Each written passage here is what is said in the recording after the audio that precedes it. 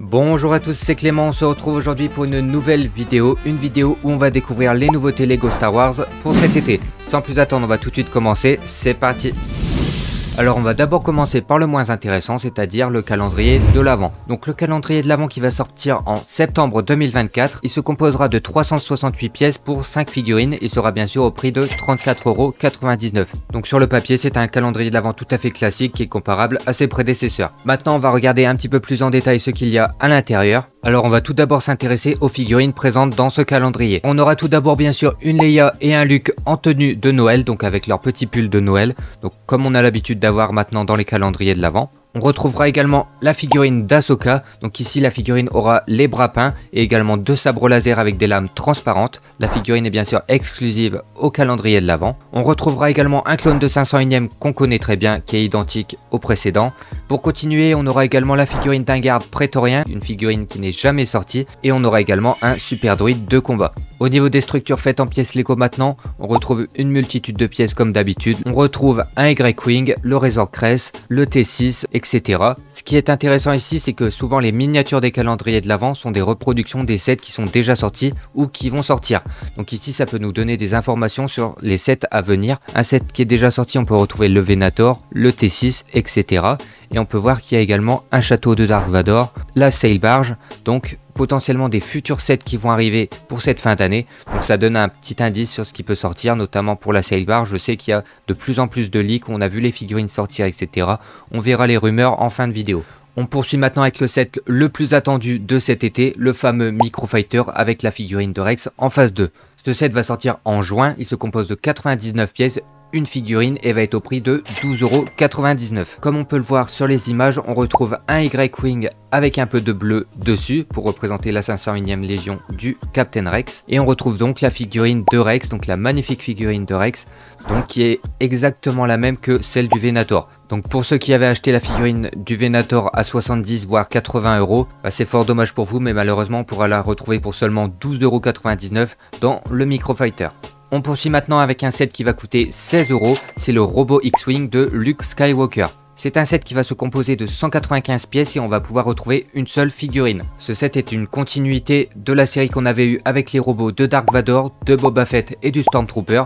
Donc voilà, ils ressortent une édition avec le Luke Skywalker, donc qui est mieux réussi que les précédentes. Notamment, on a un beau sabre laser bleu tenu par le robot et on a également des ailes de X-Wing qui viennent agrémenter le robot et qui le rendent bien plus beau à mon sens. Contrairement aux 3 figurines sorties dans les robots précédents, la figurine de Luke n'aura pas les bras peints, tout simplement parce qu'on a eu le Luke avec les bras peints dans le X-Wing modèle U16. Donc pour pas se répéter et garder une figurine de Luke avec les bras peints, Lego a préféré ne pas la mettre ici. On poursuit maintenant avec le Battle Pack Embuscade sur Mandalore, donc un set au prix de 22 € qui se compose de 109 pièces pour 4 figurines.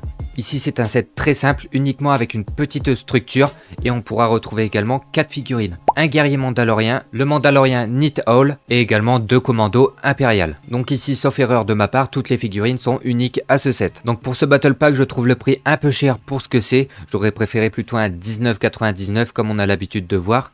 Néanmoins, les figurines sont très belles, notamment pour les toutes nouvelles figurines de commando impérial que je trouve très réussies. Un nouveau set encore avec des mandaloriens, le combat entre Paz Vizsla et Moff Gideon. Donc c'est un set qui va sortir au prix de 40 €, qui se compose de 289 pièces pour 4 figurines. Ce qui va vraiment être intéressant dans ce set, ce sont d'ailleurs les figurines. On retrouve déjà 2 gardes prétoriens impériales et maintenant les 2 figurines les plus intéressantes. On retrouve la magnifique figurine de Paz Vizsla et on a également ici le Moff Gideon en tenue de Mandalorien. Le Moff Gideon avec sa tenue de Mandalorien va vraiment être la figurine la plus belle à laquelle on aura droit cet été et je pense d'ailleurs qu'elle va être unique au set et qu'elle ne ressortira jamais. Donc je vais vraiment vous conseiller d'acheter ce set pour cette figurine car une fois le set retiré, dans les années qui vont suivre, à mon avis, la figurine va prendre beaucoup de valeur et donc le set également. Pour terminer sur les nouveautés de cet été, au mois d'août, on aura le droit à un nouveau Imperial Star Destroyer. L'Imperial Star Destroyer se composera de 6 figurines de 1555 pièces pour 170 €. Et vu que ce set est un set des 25 ans, on pourra retrouver la figurine exclusive des 25 ans de Cal Kestis. Hormis cela, ça va être un set très similaire à ses prédécesseurs, c'est-à-dire la version de 2006 et celle de 2014. Comparé à la version de 2014, le set a environ 300 pièces de plus pour une différence de prix de 40 €, donc ce qui est assez énorme. C'est un set que je trouve assez cher honnêtement pour ce que c'est. Je pense que 140 €, 150 € grand maximum aurait été un meilleur prix. Là 170 €, c'est vrai que ça fait assez cher. Maintenant on va parler de quelques rumeurs qu'il pourrait y avoir pour la fin d'année. Déjà on a la rumeur d'un Dark Faucon Millennium, donc avec Jar Jar Binks.